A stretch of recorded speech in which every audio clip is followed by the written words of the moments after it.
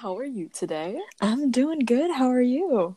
I'm doing great. So I guess we should introduce ourselves. Okay. I'm Tally, host of our beautiful podcast. I go by they, them, and I am a certified college student. All right. Well, I'm Ryn. I'm also non-binary, use they, them pronouns. And I'm a certified dumbass and college student. And this is the ways that matter. Okay, so to our dear listeners, if you couldn't tell, this is our very first episode, and we're still working out the little kinks and little. Oh, if you could hear that, that was Miso, Ryn's cat. Sorry, I didn't realize that was picking up. Wow, okay, that's gonna be an issue. She's a very vocal cat. This will happen often. I think the opposite of an issue. I feel like not enough podcasts have the background noises, like the genuine atmosphere of home recording. So I feel like Miso deserves a spot. I'll add her to the little description. She can be our actual host, and we'll be resident... the guests. Yeah, you're so right. Okay, yeah, and we're definitely working out the kinks and stuff with this podcast. That is kind of why the beginning sounded like a phone call, which we probably will edit out later. This is true. Because now that we're talking about it, we're keeping it in. Okay, fine. Yeah, we're both recording remotely, which is why it sounded like a phone call, because we had to make sure that we could hear each other. Yeah, so. Anchor do be a little funky. Sometimes. Yeah. But honestly, this is prime technology. I never thought that I could... Well... Never mind. You could always record phone calls, right? I feel like this is the same concept. I didn't know you could do that, but that's terrifying, so thanks for that. Oh, you're welcome. I meant like with apps, you know? Like, you can go record this phone call for... Okay, wait. No, now we come to the best segment of this podcast.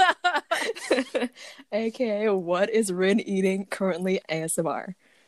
Yeah, but you have to guess too. Okay. So here's a hint. And then I'm gonna do a crunchy. Ready? It's crunchy thing.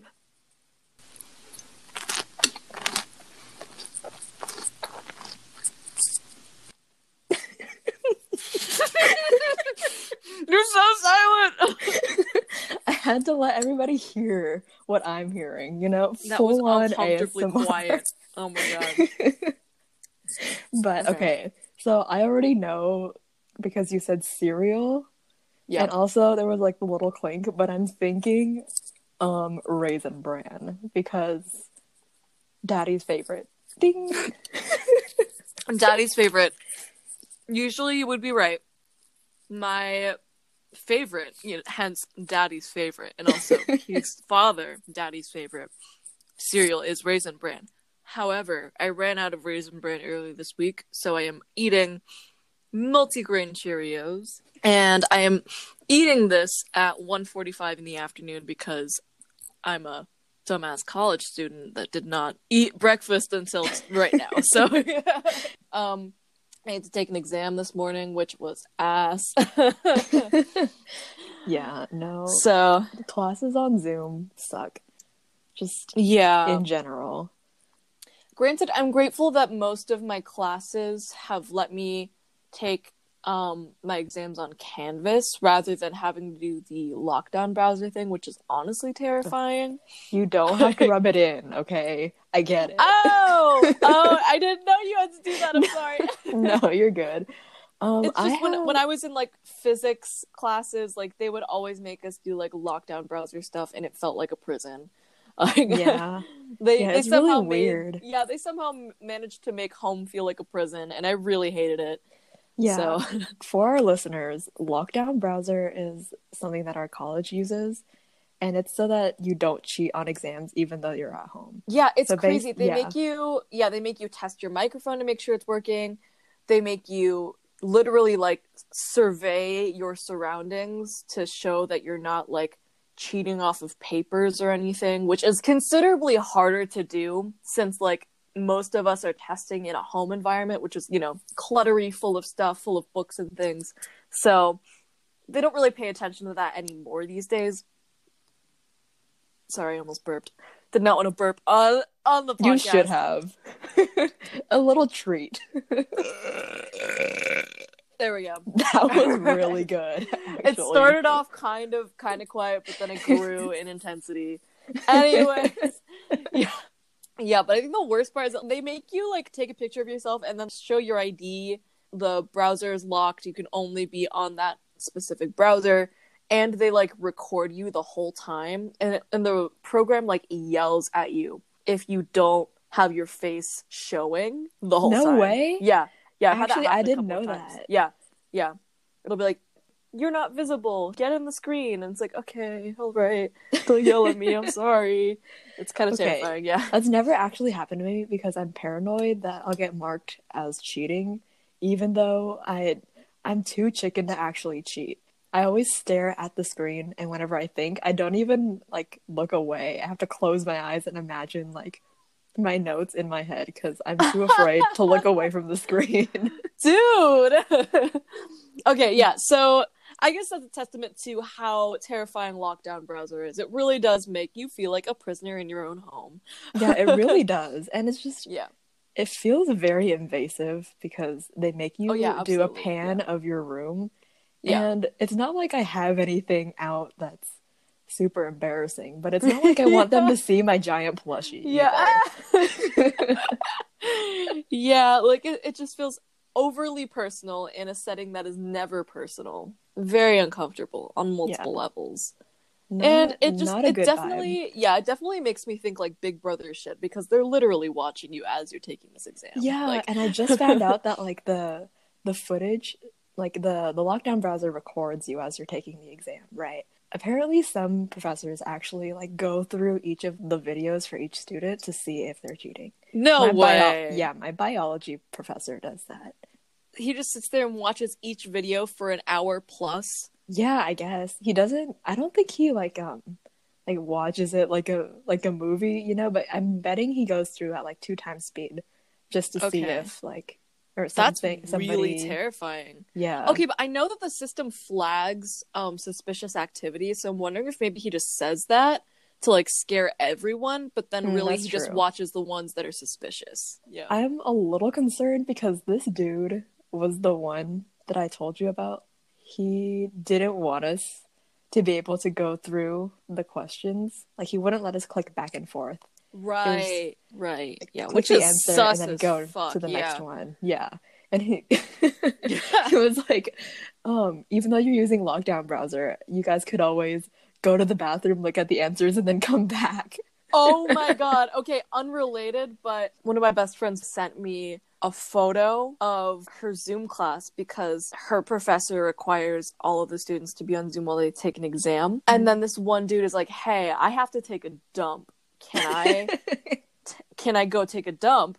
And then the professor's like, no, because then you might be cheating while you're in the bathroom because, you know, you'll be off camera. And so this fucker, sorry, I guess we're swearing on this podcast now. No, we're good. This fucker literally takes his computer into the bathroom and like just to show his face on camera as he's taking a dump, and it's just the biggest dick energy. So biggest dick energy in multiple ways. Yeah, exactly. And so that was unrelated, but in case any of our listeners don't know how testing at home, testing remotely, testing during Zoom works, this is what we've had to deal with for the past 2 semesters now. Yeah, pretty much since March. So there you have it. It's not a great time.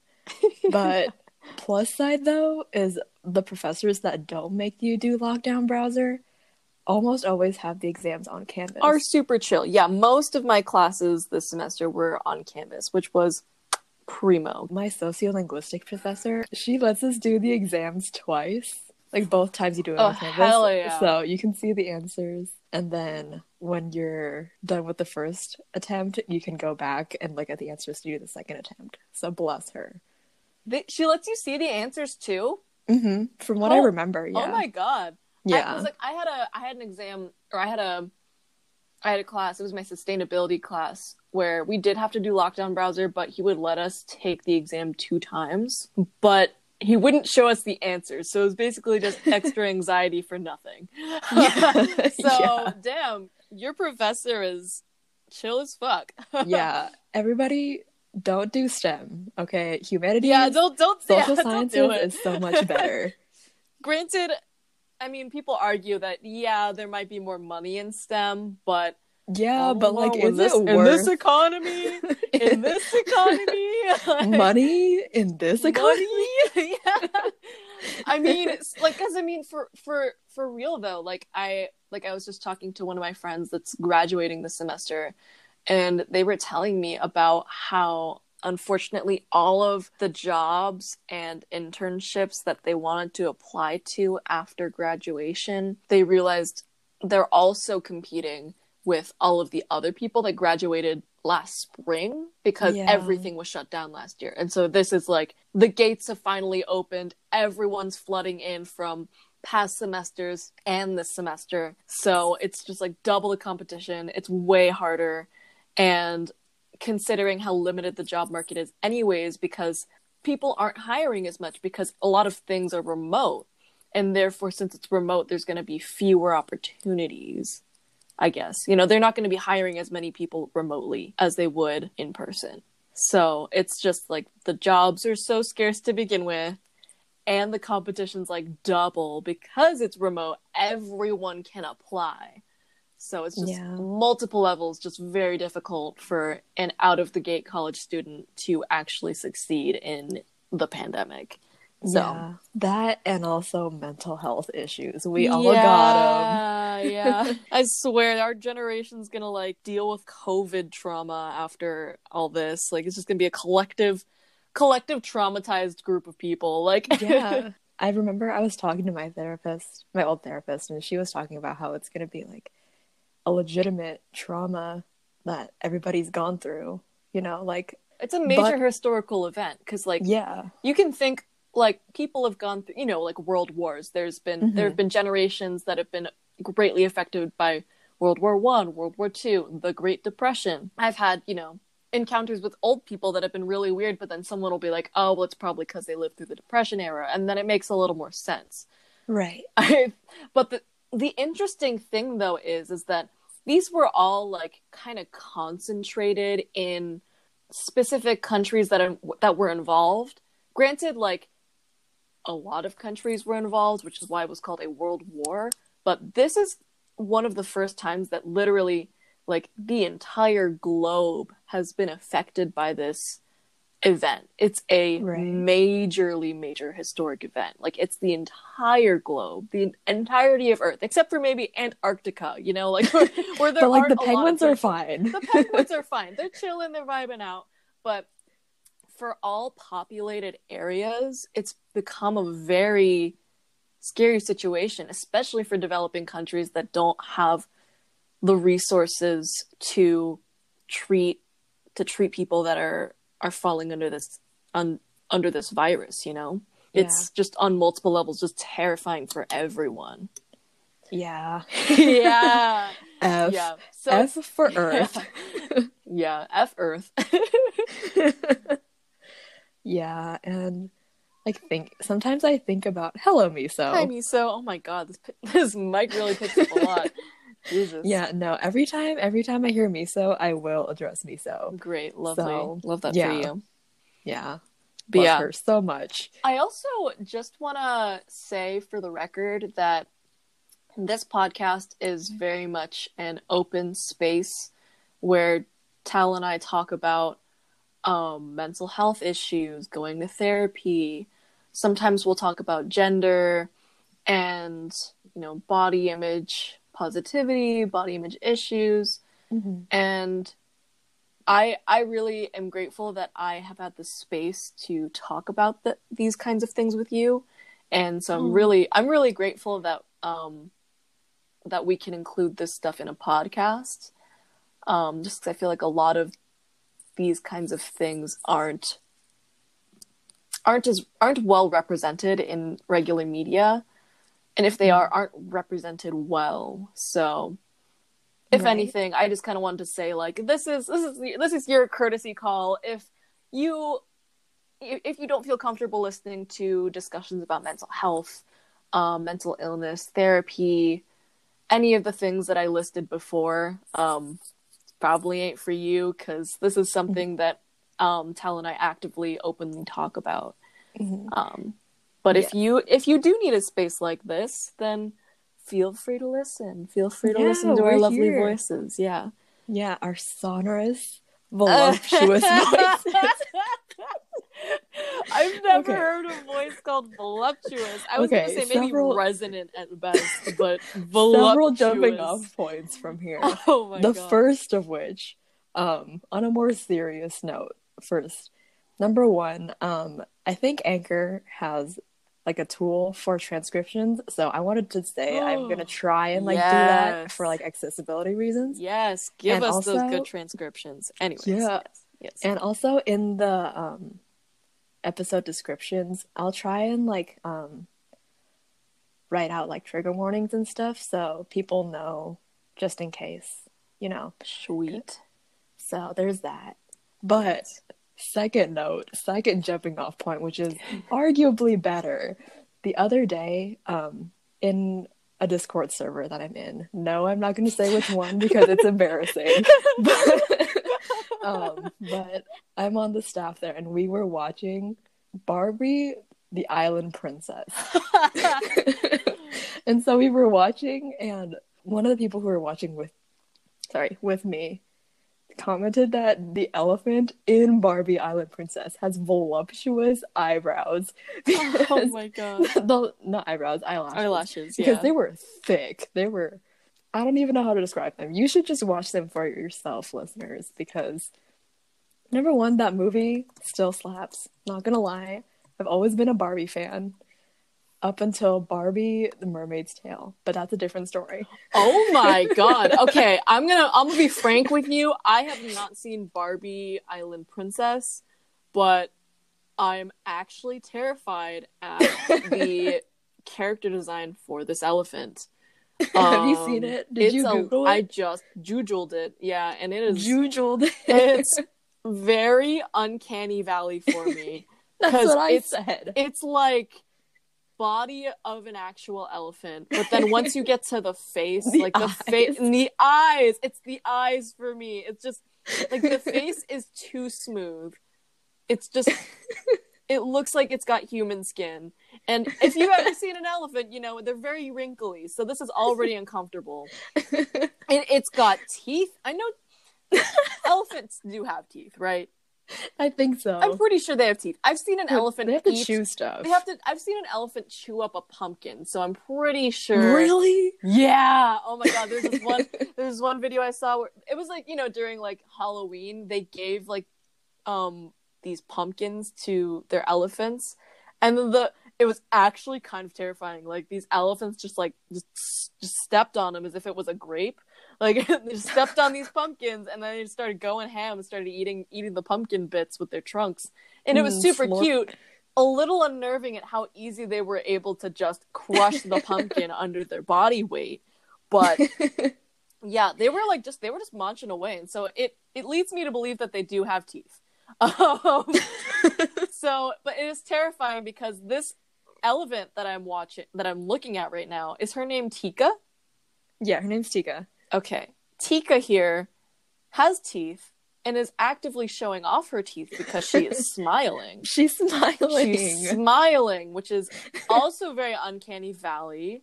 Like she's smiling full teeth and just the eyelashes and the blue. They're voluptuous. The blue eyes. Like, oh my God. Fuck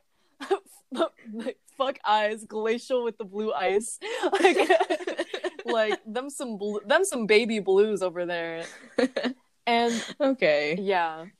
It seems like, it sounds levels. Like my TikTok influence has rubbed off on it. Really, yeah. And I'm honestly proud. I don't even for the record, I don't even watch TikToks, but like my only exposure with TikTok is from the shit that Tal sends me. So there you have it. And for the record, listeners, yes, I am on TikTok, where it's LGBTQ TikTok, but also like for those TikTokers out there, the very niche, like, what if this were a human TikTok? Like, there's this one TikTok that I saw the other day, and it was the stoplight, and the artist drew them as people, and they shipped red and green. Oh, So I've seen that.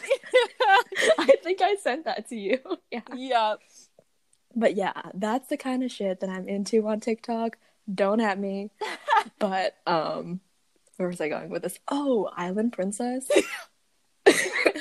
You should Google the red panda In Barbie Barbie Island Island Princess. Princess. Also. Okay.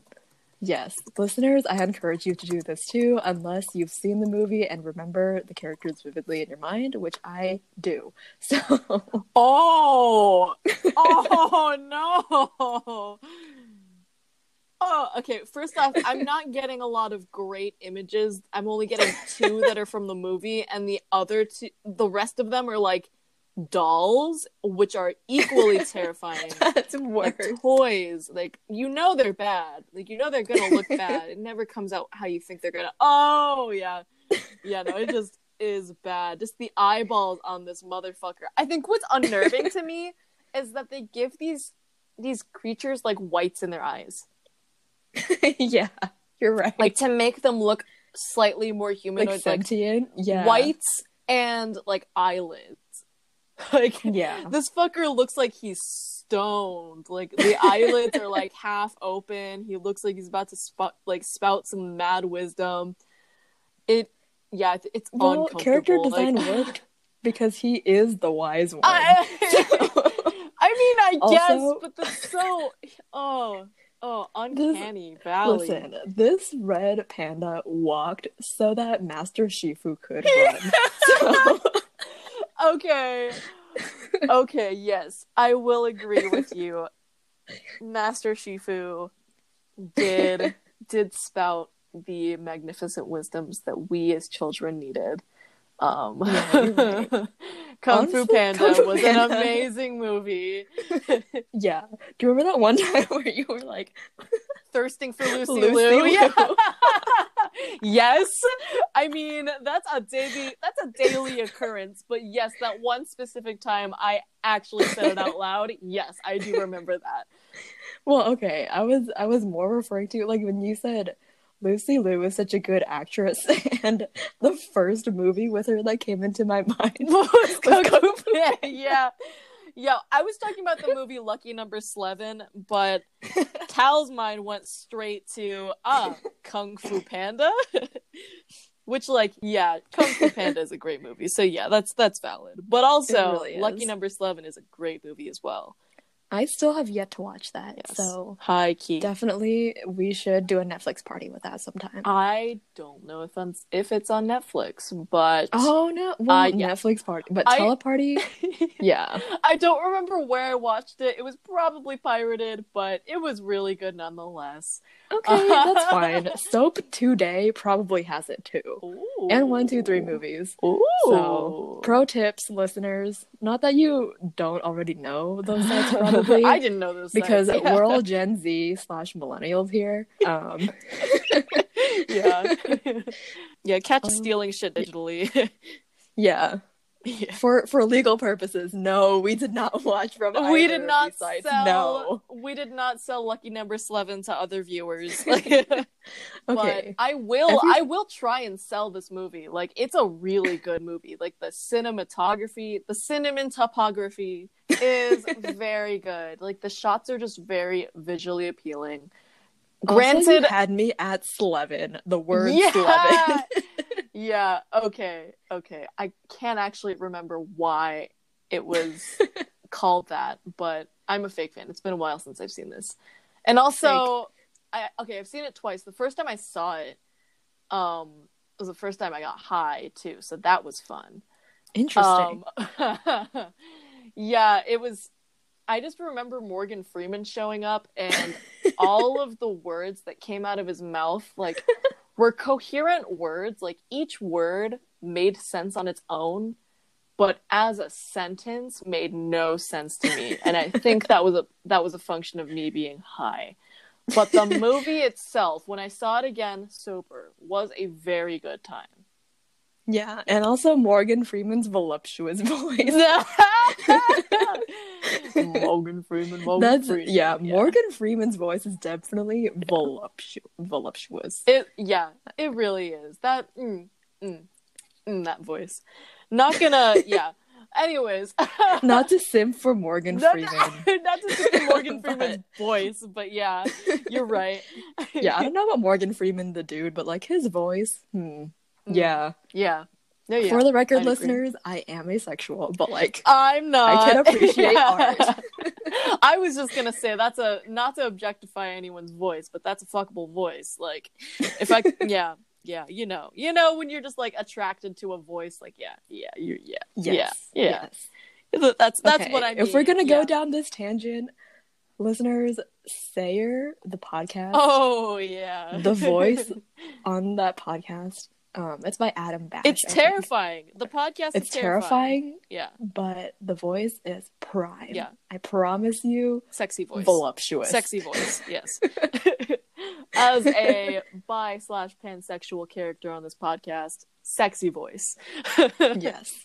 And as an asexual person on this podcast, sexy voice. All right. We got support from all crowds here. Yeah. By a solidarity. Hell yeah. Yeah. Okay. Let's see. On the tangent of sexy voices, we might as well. As well. Okay. Let's see. Joshua Elon from the Penumbra podcast. Of course. I had to do it to him. It. Sexy voice. I can't even explain just how like raspy it is, but like Joshua Elon, if you're out there, I love you. You've got an amazing voice. Sophie Kaner also has an amazing voice. Noah Symes, all from the Penumbra podcast. They're just basically the Penumbra podcast crew is just the best. I just love them all. I can't pick favorites, but if I had to say sexiest voice on that podcast, it would be Joshua Elon / Juno Steele from the Penumbra podcast. So there you have makes sense. Yeah. Ryn actively sings for Juno Steele and Peter Nureyev. Oh yeah. So, yeah. The Penumbra podcast is what gave me my gender identity crisis. So that's valid. There you have it. Yeah. Yeah. You heard it here. Also, folks. Shout out to the Penumbra podcast for all of the amazing queer rap on there. Absolutely. Absolutely. Like gender queerness on Mars, got gay right off the bat. It's not even a question. It's immediately gay. And that was just very refreshing. It's not subtext. It's not subtext, yeah. And it definitely contributes to the story too, which is why I say it's good representation. Because, sometimes, they just toss it in there as a little icing on the cake, and then that becomes like all a character is meant to become. It's just like the love interest, and it's boring. But this is genuinely good love interests, and each character is just so well fleshed out. Just chef's is actively simping. Could what talk did I tell about you? This for several more minutes, but I don't want our first podcast episode to be about another podcast. Yeah, really could keep going. Yeah. But okay. Continuing the tangent of sexy voices, Isabel Lovelace from Wolf 359. Interesting. Very, very good voice. She's a very, very good voice. I'm actually a little sad that. I'm absolutely sad that the podcast did. I remember when you listened to the last episode and you were so sad about it. Do you remember that? Oh yeah. Remember when we could sit outside? Oh yeah. On campus without masks? Wow. Yeah. Remember that one time? The TA. Oh yeah. We were just sitting there minding our own business, and then all of a sudden this TA comes up and he's like, "Hey, can you babysit my kids for me?" Yeah, and I made sure to clarify 15, 1-5, correct? And minutes. he was like, yeah. He said he'd and be then back he was in gone 15 for minutes. 50. Yeah. 5-0. Basically, what we assumed happened is that he had to teach some recitation or something. And we definitely said 15 minutes, right? And he said yes. And then walked out and left us with his 2 small children. I don't think either of them... They were adorable. But... I don't think either of them could speak, though, if I can remember. Yeah, they were... The older one, the older girl, I think she could kind of babble. Yeah. But point is... The younger one definitely could not talk. Both of these children were not of speaking age, which means, God, I don't know what children do, but, like, I don't know anything about children, but I'm assuming they were at least, like, 1-2 years old. Maybe they were 3. Like 2 or 3 max. Yeah, like they were toddlers, and here we were. He left 2 random college kids alone with his toddler children for 50 minutes. He must have. He must have seen us 2 and went, yes, the 2 least threatening college students I've seen today, and went, you know what? Could you look after my kids? Like, these students seem soft. Let's see if they'll watch my kids.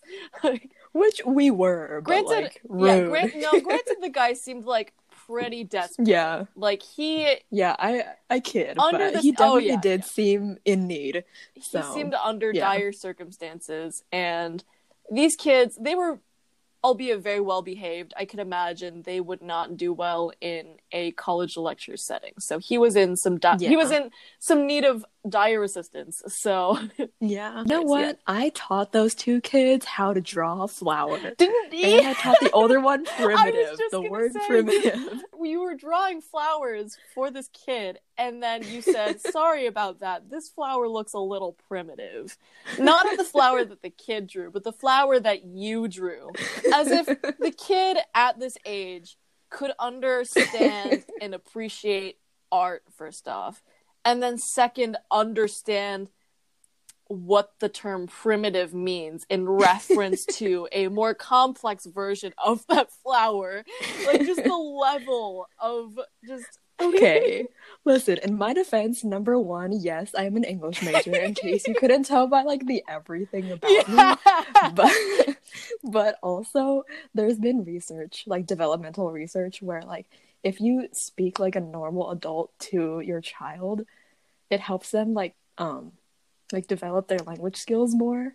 So, oh, no, yeah, absolutely. I was doing the kid a favor by teaching them the word primitive. So. Yeah, no, absolutely. Like, I would totally agree with that. Like, honestly, I'm not a big fan of kids. Like, small kids scare me. Yeah. But I have mad respect for parents that will talk to kids of that age in, like, a regular, normal voice, as if these kids are adults. Because they're gonna grow up and, you know, be comfortable with being spoken to in that way. And they're gonna be comfortable with having their thoughts and voices and opinions recognized and respected. So high key, no, yeah, absolutely talk to your kids and exercise their critical thinking and their willingness to choose for themselves. Otherwise, they'll grow up to be emotionally dependent. Hee. Yes.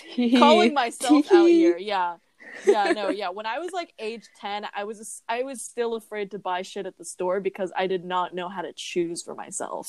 So okay, that's valid. Yeah. And yeah, like, I just feel like the sooner you start them off, the more independent they'll be, which is good for everyone. So I don't... Yeah. Why am I telling people how to raise their children? I don't even like kids. Like neither. Okay, but we do have an hour's worth of babysitting in this TA's case. And we also have firsthand experience of being children. So... So there it is. So, those are our 2 parentheses. Those are our sources. 2 qualifications here. Works cited. Yeah. Thinking about that is just, like, so whack to me because, like, everybody's experience with language is so different. But, like, I don't know. Language is just something that I think is so cool because, like, it's so human. It really is. You know? And it's just, I don't know. My favorite thing about language is the idea of what constitutes language being inherently human, you know? And if we could communicate with an extraterrestrial being, how would we communicate with them? Like, what level of communication could we use? Could we use some form of linguistics? Okay, preface, I jumped around a lot here at Redacted. Started out as an astrobiology major, hence the what's the lingua franca in space? Like, you know, it's just like just linguistics and communication styles are just so interesting. Like, damn. But now I'm an environmental science major because, not to shit on anyone who loves physics, loves calculus, but fuck physics and fuck calculus. Like, we're an anti-physics and calculus area here. Yeah, physics and calculus stands do not interact. Like, no, I'm joking. Of course, I'm joking. You can interact, but we won't. We definitely do not like physics. So. You will not elicit a good reaction if you bring up physics or calculus in our household. So, yeah. But anyways, yeah. So now here we are. Here we be. Yeah, it's just there's so many cool things out there that I want to learn. Specifically, even just on Earth, as like a smaller quote unquote scale. Like the distinctions between languages and like loss and maintenance of language is just really cool, because it's not only a choice of parents to like teach or not teach their child something, but it's also a larger system assimilation.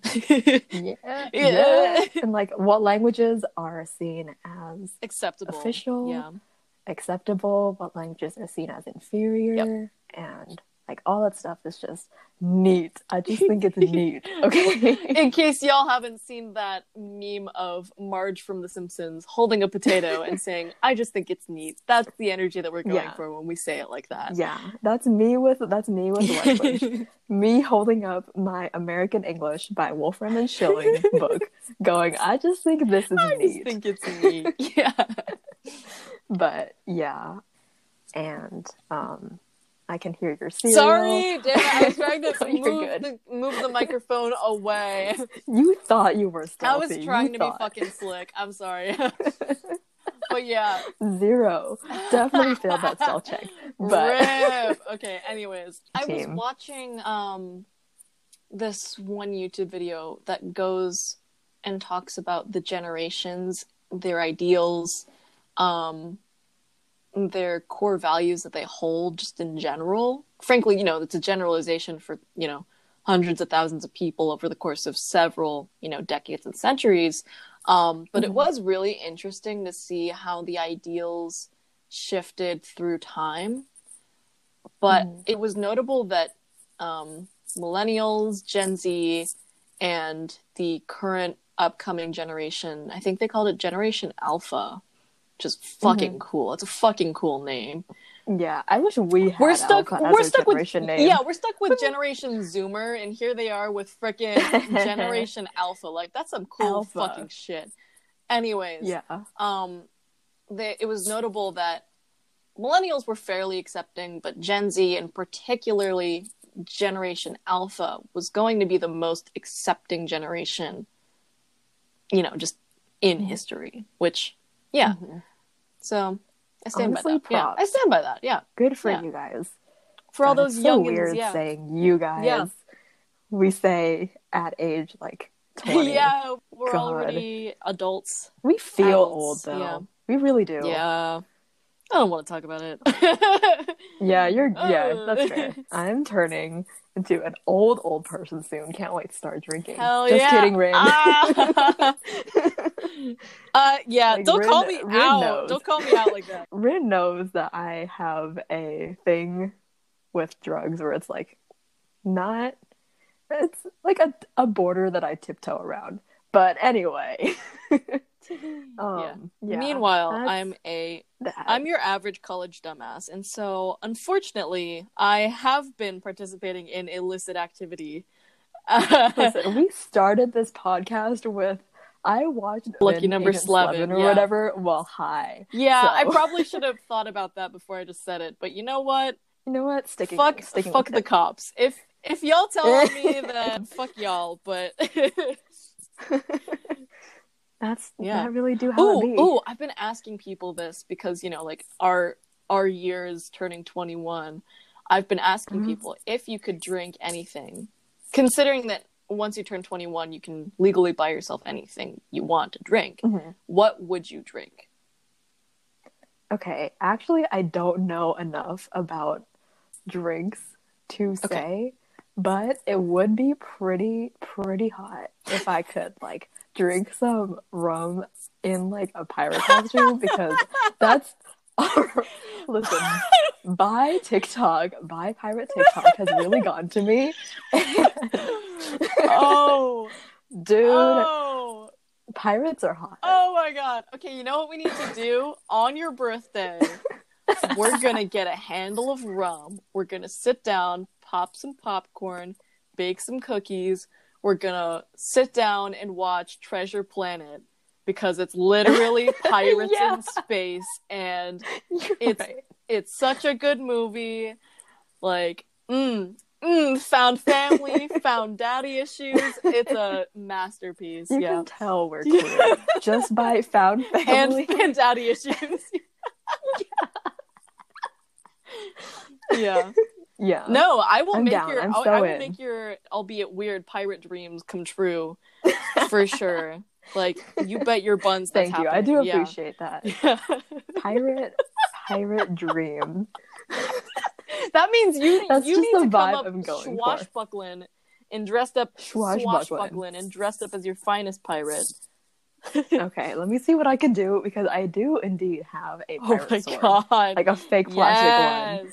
So, yeah. I don't have a sword. Apparently, this has been foreshadowed in my life. Absolutely. So. We need to go to the thrift store, assuming that Arizona doesn't go on another lockdown. We need to go to the thrift store and get some big, puffy, ruffled shirts. And the rest is history. Absolutely. Yes. Yeah. I know. The pirate attire is just so good. Absolutely. Especially with, like, the tucked in shirt, but it's, like, loose at the top, and the sleeves are, like, billowy. French tuck. Yes. Well, yeah, I'll talk to you soon then, and we will talk to you soon, listeners. Yeah, stay tuned for various conversations about being queer and being a college kid, popcorn, and pirates. Anyways, just a menagerie of things. Yeah. Don't forget to like, subscribe, and you can also leave a message for us. We have an email. We have an official email. It's waysthatmatter@gmail.com. Also, you can leave us an audio message so we can hear your voluptuous voices here on Anchor. And when this comes out, the podcast might not be out on, like, other platforms yet, but we're hoping to have it on Apple Podcasts, Spotify, Castbox, stuff like that. So all the sexy podcast platforms. Yeah. So absolutely. Well, thanks for listening. And we'll see you in a little bit. Probably 2 weeks. We'll see you in 2 weeks. Yes. This was Ryn. And this is Tally. And we're signing off. Ways that matter. Yay. All right. Have a wonderful day. Stay spooky.